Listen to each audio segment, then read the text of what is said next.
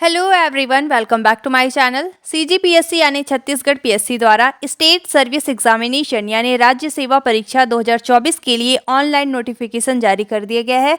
तो आज की वीडियो में हम जानेंगे कि किन किन पदों के लिए भर्ती विज्ञापन जारी हुआ है, टोटल कितने पद है, इसके लिए कौन अप्लाई कर सकता है, मीन्स इसकी क्या क्वालिफिकेशन है, फॉर्म भरने के लिए कितना फीस लगने वाला है, लास्ट डेट ऑफ एग्जामिनेशन यानी फॉर्म फिलअप करने का लास्ट डेट कब है, एंड जो student first time form fill up कर रहे हैं उनको न्यू रजिस्ट्रेशन करना होगा, किस तरीके से करना है आगे हम देखने वाले हैं। साथ ही फॉर्म फिलअप का स्टेप बाय स्टेप प्रोसेस हम आगे डिटेल में देखने वाले हैं, तो आपको वीडियो को पूरा देखकर फॉर्म फिलअप कर लेना है। तो चलिए देख लेते हैं। यहाँ पे आपका बताया गया है एप्लीकेशन बिगिन, मतलब आपका फॉर्म फिलअप आज यानी 1/12/2024 से आपका फॉर्म फिलअप स्टार्ट हो चुका है एंड इसका लास्ट डेट 30 यानी कि आपका 30/12/2024 रहने वाला है। तो आपको ट्राई करना है कि इससे पहले आप फॉर्म फिलअप कर लें। इसके बाद देखिए फीस पेमेंट आपको 30/12/2024 तक कर लेना है।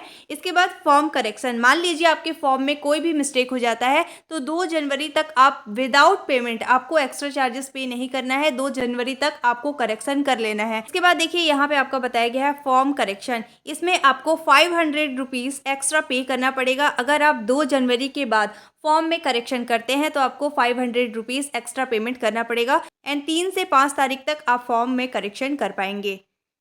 इसके बाद देखिए नेक्स्ट है क्वालिफिकेशन। इसके लिए अगर आपने ग्रेजुएशन किया हुआ है इन एनी स्ट्रीम, मतलब किसी भी स्ट्रीम में अगर आपने ग्रेजुएशन किया हुआ है तो आप इसके लिए एप्लीकेबल है, आप इसके लिए फॉर्म फिलअप कर सकते हैं। इसके बाद हम देख लेते हैं एज क्राइटेरिया। तो देखिए मिनिमम एज आपका 21 साल होना चाहिए एंड मैक्सिमम आपका 28 टू 40 ईयर्स होना चाहिए। एंड यहाँ पे देखिए पोस्ट वाइज बताया हुआ है, मतलब पोस्ट के अकॉर्डिंग आपका ये एज होना चाहिए।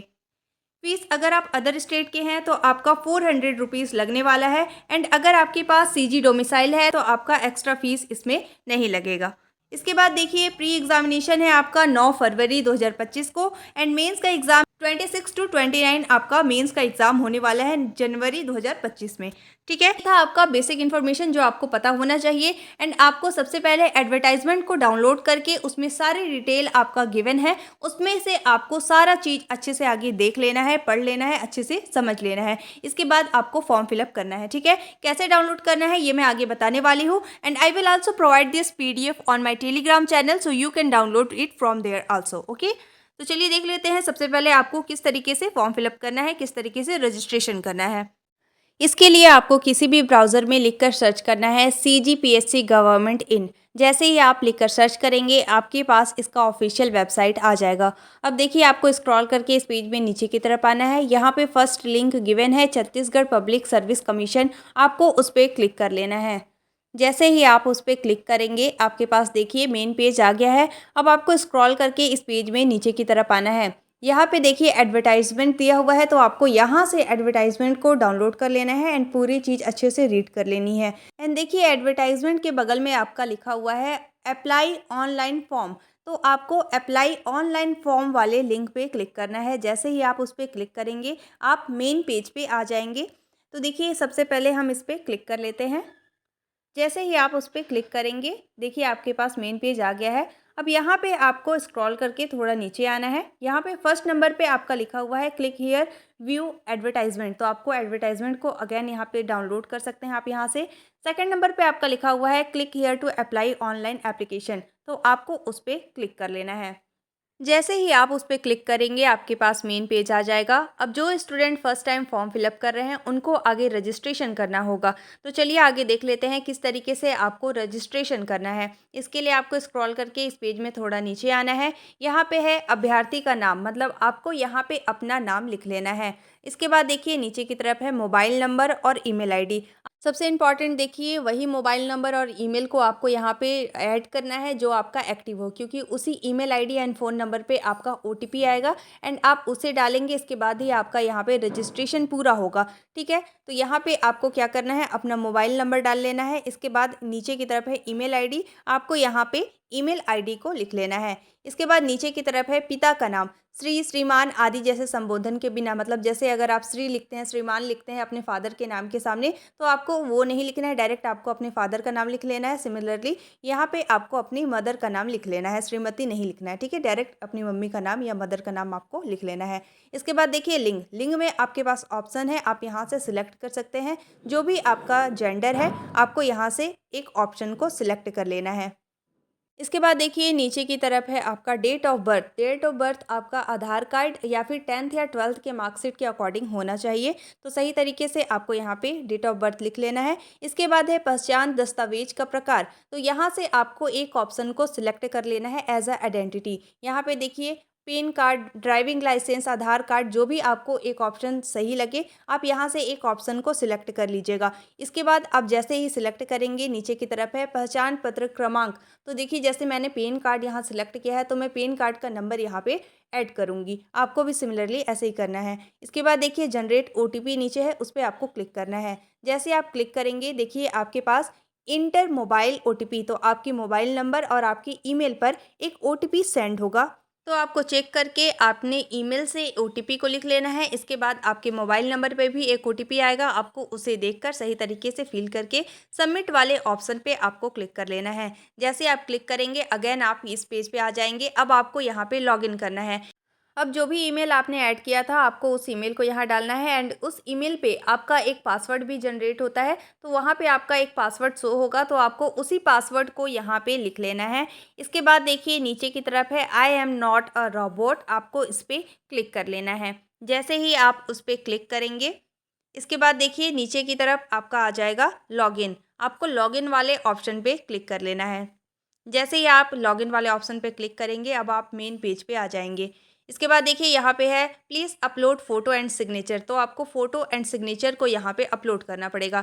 इसके लिए देखिए आपको नीचे आना है, यहाँ पे आपका पर्सनल डिटेल्स होगा। इसके बाद आपको इस पेज में स्क्रॉल करके नीचे आना है, सारा जो भी आपने डिटेल फिल किया है आप एक बार इसे चेक कर सकते हैं। इसके बाद देखिए नीचे की तरफ है आपका कैप्चर फ़ोटो, अब आपको फ़ोटो को यहाँ पे अपलोड करना है। किस तरीके से करना है देखिए यहाँ पे आपका इंस्ट्रक्शन दिया हुआ है, पहले ये इंस्ट्रक्शन को आप अच्छे से पढ़ लीजिए, इसके बाद आपको फ़ोटो अपलोड करना है। देखिए लिखा हुआ है कि सबसे पहले आपको आपके मोबाइल में एक लिंक शेयर किया जाएगा, आपको उस लिंक पे टैप करना है। इसके बाद फिर आपके सामने कैमरा वाला ऑप्शन आ जाएगा एंड लाइव पिक्चर आपको क्लिक करना है। एंड आप देख सकते हैं कि किस तरीके से आपको बताया हुआ है कि क्लिक करने के बाद आपका एक तो फेस जो है वो अच्छे से क्लियर दिखना चाहिए। एंड यहाँ पे जब आप क्लिक कर लेंगे इसके बाद आपको वेरीफाई एंड अपलोड वाले बटन पे क्लिक करके आपको इसे फ़ोटो को अपलोड करना है। एंड आपके सिग्नेचर के लिए आपको किसी वाइट पेज में साइन कर लेना है, फिर आपको उसे क्लिक कर लेना है। इसके बाद फिर आपको वहाँ पे ऑप्शन होगा गैलरी से सिलेक्ट करने का, आपको वहाँ से सिलेक्ट कर लेना है। देखिए सबसे पहले तो आपको अपना क्लियर फ़ोटो ले लेना है। इसके लिए आपको देखिए कैप्चर फ़ोटो उस वाले ऑप्शन पे आपको क्लिक कर लेना है। जैसे ही आप उस पर क्लिक करेंगे आपके सामने इस तरीके का पेज आएगा, आपको स्क्रॉल करके नीचे की तरफ आना है। यहाँ पे नोट लिखा हुआ है फ़ोटो कैप्चर करते समय मोबाइल को चेहरे के सामने सीधा रखें एवं कैमरे की तरफ देखते हुए फ़ोटो कैप्चर करें। ठीक है, अब देखिए इसमें आप स्क्रॉल करके नीचे की तरफ देखेंगे तो यहाँ पे लिखा है ओपन कैमरा, उस पर आपको क्लिक कर लेना है। जैसे आप क्लिक करेंगे आपका फ़ोटो यहाँ से कैप्चर हो जाएगा। इसके बाद देखिए आपको उसी पेज में आ जाना है। अब देखिए यहाँ पे आपका फ़ोटो अपलोड हो चुका है।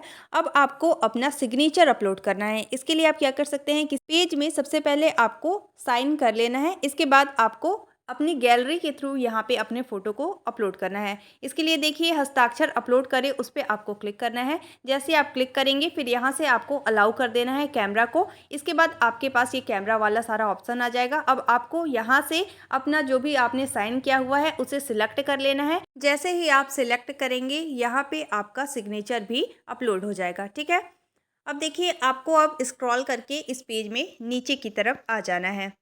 यहाँ पे देखिए सेव वाला ऑप्शन है, आपको सेव वाले ऑप्शन पे क्लिक कर लेना है।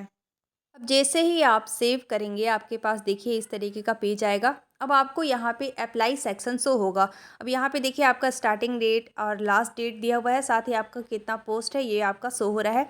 अब आपको क्या करना है, बीच में स्टेट सर्विस एग्ज़ाम 2024 लिखा है, उस पर आपको क्लिक करना है। जैसे आप क्लिक करेंगे आपके पास देखिए अप्लाई वाला ऑप्शन आ जाएगा। अब आपको अप्लाई वाले ऑप्शन पे क्लिक कर लेना है। जैसे ही आप उस पर क्लिक करेंगे आपके पास देखिए इस तरीके का पेज आया। अब आपको स्क्रॉल करके इस पेज में नीचे की तरफ आ जाना है। अब अब देखिए यहाँ पे आपका ईमेल आईडी और नंबर ऑटोमेटिक आपका शो होगा क्योंकि आपने पहले फ़िल किया हुआ है, बट आपको कुछ चीज़ यहाँ पे फ़िल करना पड़ेगा। जैसे देखिए यहाँ पे आपका मोबाइल नंबर और आपका ईमेल आईडी यहाँ पे शो होगा। मैंने यहाँ पे फॉर्म फिलअप कर लिया हुआ है, इसलिए मैंने यहाँ पे हाइड किया हुआ है। अब देखिए यहाँ पे आपको अपने फादर का नाम लिख लेना है, विदाउट आपको श्री, श्रीमान ये सब नहीं लिखना है, मदर का नाम लिख लेना है। इसके बाद देखिए लिंग आपको यहाँ से सिलेक्ट कर लेना है, फीमेल है तो आप फीमेल कर सकते हैं या मेल कर सकते हैं अपने अकॉर्डिंग। इसके बाद देखिए जन्म तिथि आपको यहाँ पे लिख लेना है, जैसे आप लिखेंगे इसके बाद देखिए आयु आपका 1/1/2024 के अकॉर्डिंग आपका यहाँ पे कैलकुलेट होकर आ जाएगा। इसके बाद यहाँ पे है पहचान दस्तावेज का प्रकार, तो आपको एज अ आइडेंटिटी आपको यहाँ पे एक ऑप्शन को सिलेक्ट करना होता है। जैसे मैंने यहाँ पे आधार सिलेक्ट किया हुआ है, इस तरीके से आपको यहाँ पे सिलेक्ट करना होता है, तो आप सिलेक्ट कर लीजिएगा। इसके बाद है नेशनैलिटी, तो नेशनैलिटी में आपको इंडियन सिलेक्ट करना है। इसके बाद नीचे की तरफ है आपका रिलीजन, तो रिलीजन को आपको अपने अकॉर्डिंग यहाँ से सिलेक्ट करना है। जैसे ही आप सिलेक्ट वाले ऑप्शन पे क्लिक करेंगे आपके पास ऑप्शंस आ जाएंगे, तो आपको इसमें से एक सिलेक्ट कर लेना है। इसके बाद देखिए नीचे है मैरिटल स्टेटस, तो आप अगर मैरिड हैं तो आपको येस वाला ऑप्शन सेलेक्ट करना है, अदरवाइज आपको नो वाले ऑप्शन पे सिलेक्ट कर लेना है। ठीक है।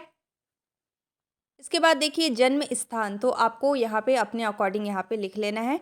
इसके बाद नीचे की तरफ है जन्म तिथि के प्रमाण के रूप में आपके द्वारा प्रस्तुत किए जाने वाला दस्तावेज, तो देखिए आपके पास ऑप्शन होता है 10th 12th या फिर बर्थ सर्टिफिकेट, तो आप अपने अकॉर्डिंग यहाँ पे सिलेक्ट कर सकते हैं। जैसे मैंने 10th सेलेक्ट किया हुआ है तो नीचे मेरे को 10th का रोल नंबर लिखना पड़ा, तो यहाँ पे आपको जैसे आप 12th सेलेक्ट करेंगे 10th सेलेक्ट करेंगे उसके अकॉर्डिंग आपको यहाँ पे रोल नंबर या सर्टिफिकेट नंबर लिख लेना है।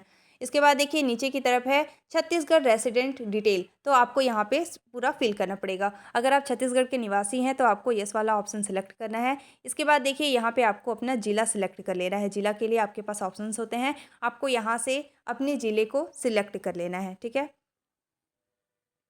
इसके बाद नीचे की तरफ आपका आ जाता है स्थानीय, तो यहाँ पे आप अर्बन है या फिर रूरल है, आपको यहाँ से सिलेक्ट कर लेना है।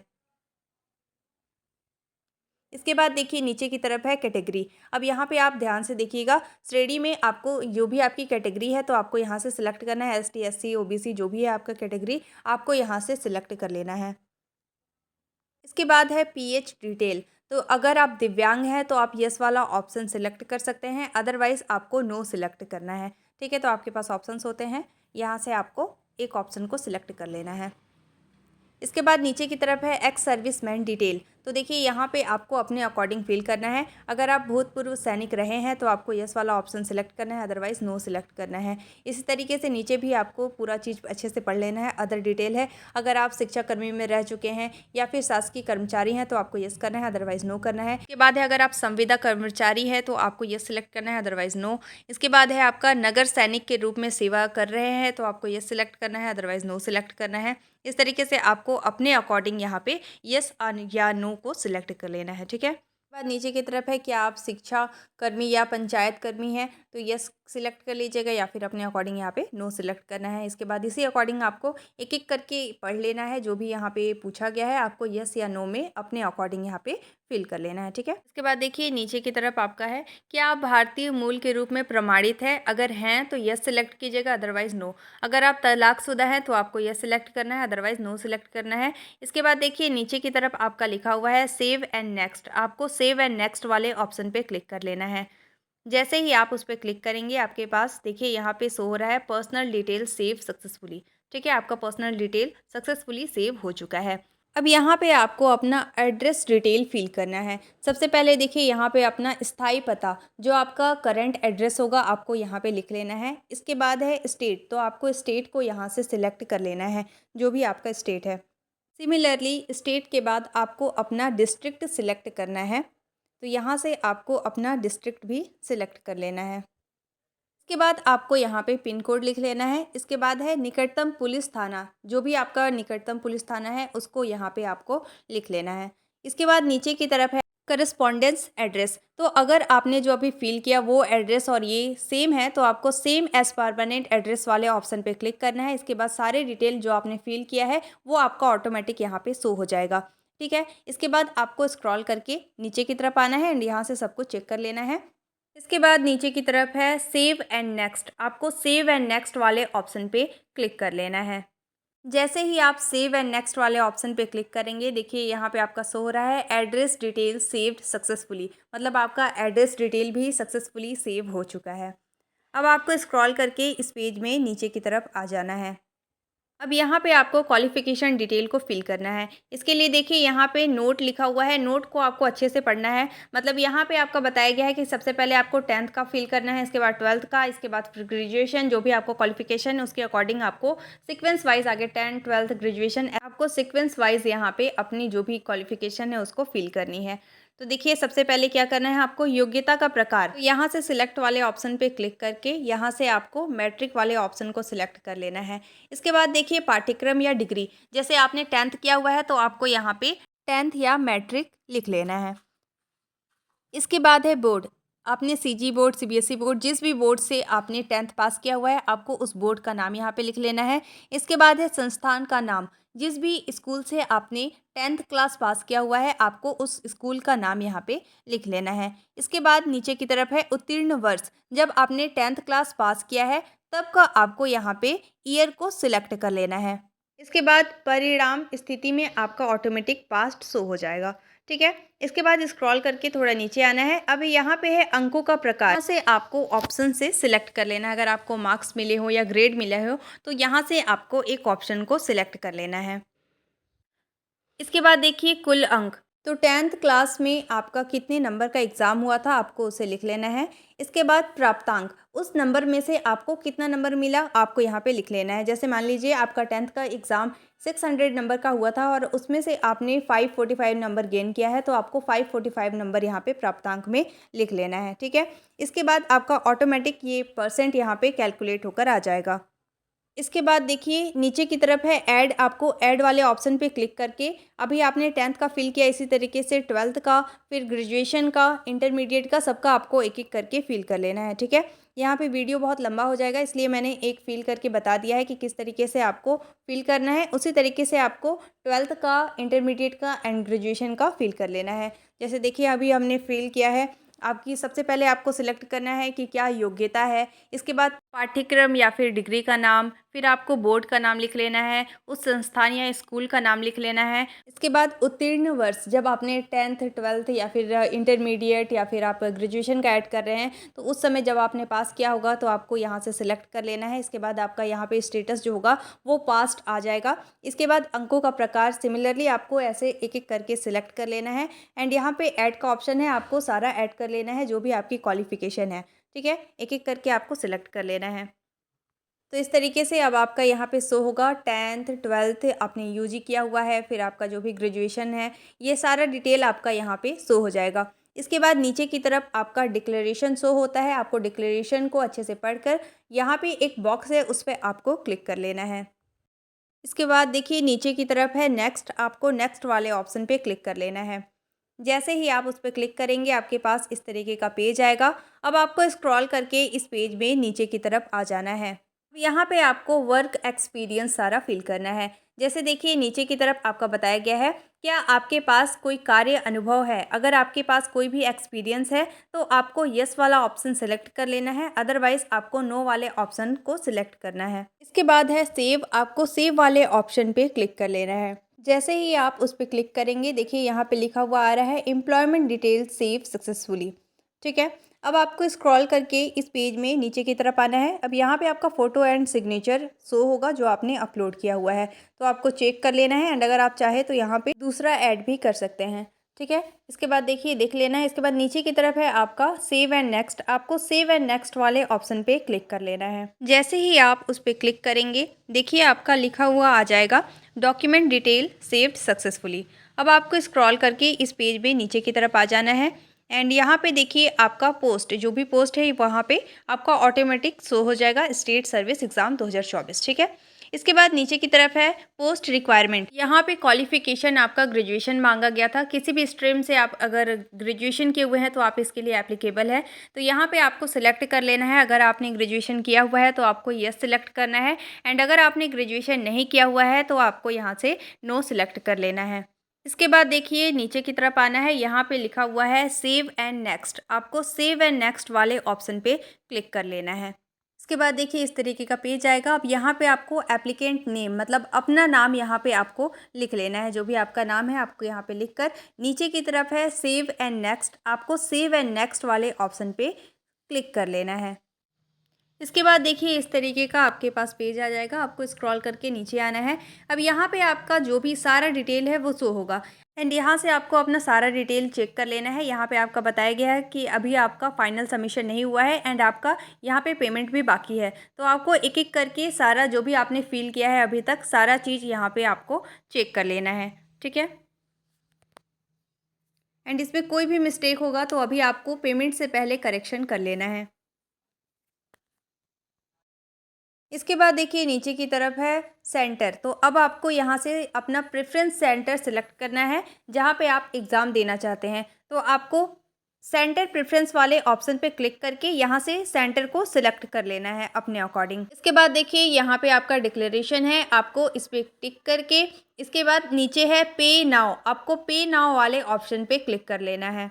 एंड देखिए यहाँ पे आपको पोर्टल चार्जेस 40 रुपीज़ एंड आपका जीएसटी कट होगा। तो यहाँ पे आपको टोटल 47.2 रुपीज़ आपको यहाँ पे पेमेंट करना पड़ेगा, ठीक है। तो इसको जैसे ही आप पे नाउ वाले ऑप्शन पे क्लिक करेंगे आपको यहाँ से अग्री वाले ऑप्शन को क्लिक कर लेना है।